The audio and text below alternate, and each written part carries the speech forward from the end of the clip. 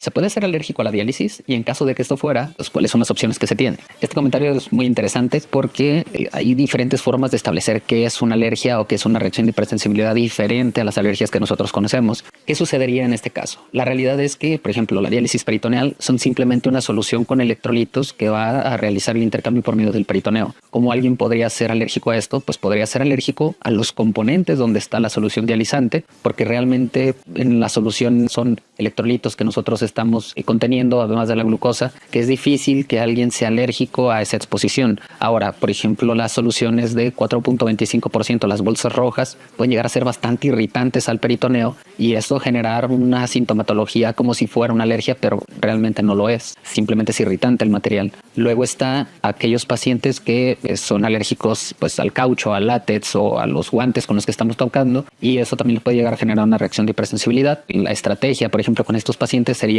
modificar al menos estos contenedores o la forma de manipular para que no tengan estas reacciones. ¿Qué pasa con la hemodiálisis? Hay gente que puede llegar a hacer reacciones de hipersensibilidad asociadas al tipo de filtro que se está utilizando. Hay diferentes tipos de filtro, pero casi siempre, por lo menos en México, se manejan uno o dos tipos de filtros solamente en las unidades de hemodiálisis. ¿Y qué manifestaciones llegan a tener? Es que realmente ahí sí llegan a tener manifestaciones severas. O sea, se conectan a la máquina de hemodiálisis e inmediatamente la presión arterial cae, empiezan a generar ronchas, a generar dificultad respiratoria. Son reacciones que sí ponen en riesgo la vida del paciente y que se debe de tener mucho cuidado. Una, identificar qué es lo que está sucediendo, y dos, qué vas a hacer con la sangre que está siendo procesada. Habrá diferentes estrategias, algunas en donde te dicen no retornes la sangre de este paciente porque entonces va a seguir haciendo la reacción, y en otras en donde te va a decir tienes que esperar, disminuir el flujo, y lo importante es que tú sepas qué debes de hacer. Si se va a utilizar algún medicamento, ya sea como la difenidramina o la adrenalina, dependiendo qué es lo que está pasando en ese momento, cuándo vas a continuar la sesión y cuándo vas a suspenderla.